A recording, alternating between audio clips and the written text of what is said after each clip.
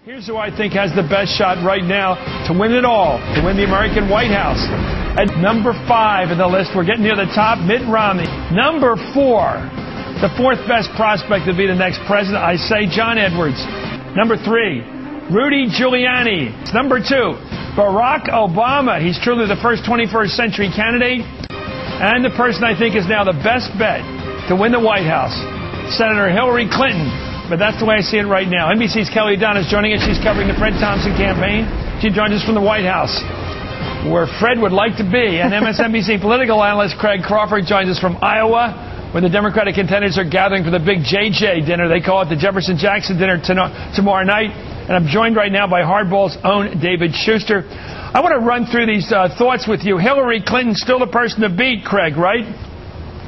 Absolutely. Everybody talks about Hillary in Iowa. I've been here for a week. Both parties, Democrats and Republicans. Democrats getting a lot tougher on her this week, and we're beating her up pretty bad. But I think she's holding her own. Well, let's take a look at the latest matchups on our own NBC poll. Here she is matched up against other top candidates, including the top Republicans. Well, she's dead even pretty much, 1 point apart with Rudy. That's so close with Rudy. She's also beating Romney a bit more handily, and McCain and Thompson. Kelly, there she is, running even with Rudy. It looks like we're looking at a slowly developing picture of what it's going to look like a year from now.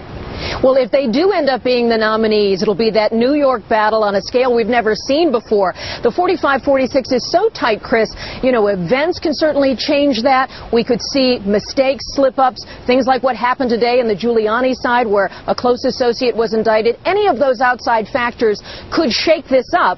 But since we're talking about this moment, and this is your call tonight, that looks like a very exciting race to watch. Well, let's take a look at, here's Bill on Hillary's chances, the former president, talking about his spouse's chances to win it all next year. If Hillary could be nominated, I expect her not only to win the general election, but I think she'll win it by a pretty good margin. And no matter what they say about her, they've already said it all. And she will keep trying to give the election to the American people about the issues. I'd tweak that a little bit. I think a big margin may be a little too optimistic, but I think he's right generally. And I think he may be a bit wrong, and you've heard it all about Hillary, because I think we're going to hear it all again. It's such smart politics, though, Chris, for Bill Clinton to say, look, for me, vote for Hillary Clinton, make this about me. But what it also does is it also provides a huge opportunity for Barack Obama. And we've seen Barack Obama now say, wait a second, I didn't think that Bill Clinton was the person I was running against. Here he is saying it. Let's watch. This is Barack going against Bill. All I know is that part of the record she's running on is having worked on health care. So it's kind of hard to gauge if one of her claims is to have experience in this issue. So then suggests that somehow she didn't have anything to do with the fact that it didn't work. There he is. This is where you get into the parsing. If the Clintons are going to run on the Clinton record, they got to run on the mistakes, too. Well, Barack Obama can do something with Bill Clinton that he can't do with Hillary, and that is when he goes after Bill Clinton, it makes Barack Obama look tough. When he goes after Hillary Clinton, it looks a little bit like he's piling on, like he's being unfair. And so the more that Bill Clinton is out there, yeah, it helps Hillary Clinton, but it also provides an opportunity for Barack Obama, which Chrissy is clearly starting to see. Let's take a look again at the NBC poll. Go ahead, Craig. I'm sorry. Go ahead. Craig, I just want to say I actually would rather be Giuliani in your rankings today, because I think this early in the race, like any horse race, being a couple of paces off the lead is actually a better spot. I mean, we're all talking about how, building up Hillary's chances, and I don't know if that's always so good for a candidate this early on if down the road she has a stumble in Iowa, if she doesn't. Clearly, I mean, this sets her up to blow away Iowa, or it's a perceived loss. That's actually sort of a dangerous position to be in. Well, let's take a look at Rudy versus the Democrats in our NBC poll. He's even with all three of the top Democrats. It's interesting to look at this right now. Let me bring up this point here. Here's why I think Hillary's the best bet, and you start, David, on being the next president, after all the field is cleared. First of all, she has probably the best bet of anyone in either party of winning her party's nomination. Not even Rudy is anywhere near Hillary as a prospect for winning, in his case, the Republican nomination. She's a real good bet to win the Democratic Party nomination.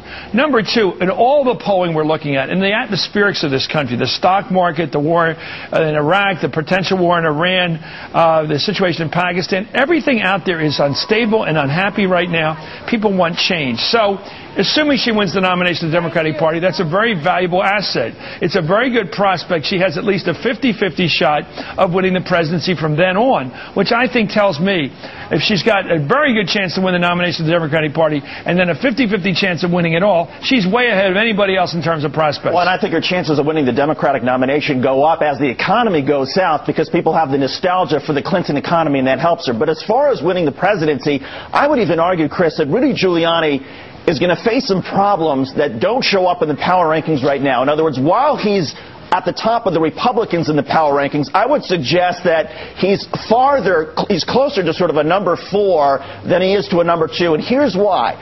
Kelly mentioned Bernie Kerik, who got charged today. Rudy Giuliani, the soul of his candidacy is that he is the one who can best protect us from terrorism, and there's no more important position than being in charge of Homeland Security. And now we find out that not only did he push for his friend, who was a buffoon, Bernie Kerik, but now we find out that Bernie Kerik is an alleged criminal, and that goes right to the heart of Rudy Giuliani's candidacy. How could he pick this guy to be in charge of Homeland Security when keeping the homeland safe is at the heart of the Giuliani character and the candidacy? Well, that hasn't stopped him. Here he is making fun of Hillary Clinton out on the campaign trail.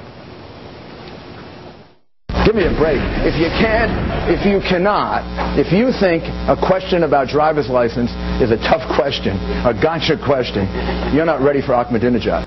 You know, Kelly, he's loosey-goosey out there. He looks like a guy who thinks he's going to win out there, you know?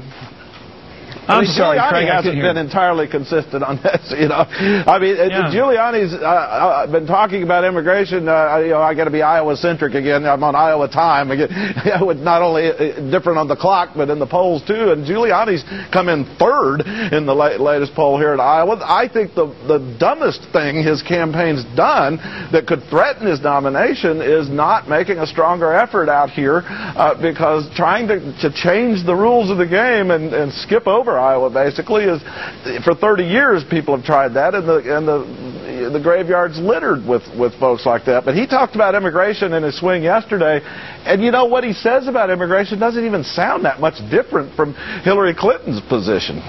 Yeah, but he's not for giving driver's licenses to people in the country illegally, and that could be a big issue in the general, couldn't it? But he does talk about needing to get control of who are the illegals here and the ID card, which he talks about, which isn't that much different from the driver's license. No, it is. No, it is. No, let me tell you, Craig. Here's the story.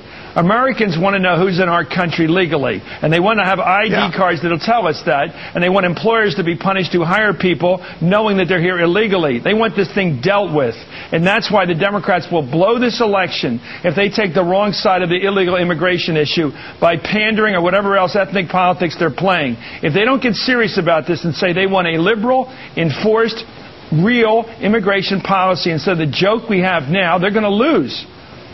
Well, I think that's essentially what Hillary Clinton and other Democrats have been arguing for. They got tangled up on this specific proposal for one way to deal with documenting people who are illegals. I'm just saying that Giuliani's also talking about needing to find ways to document or identify the illegals we have. Yeah, but not to paper over the problem. What we don't want to do is paper over it. Let me go about a couple other people.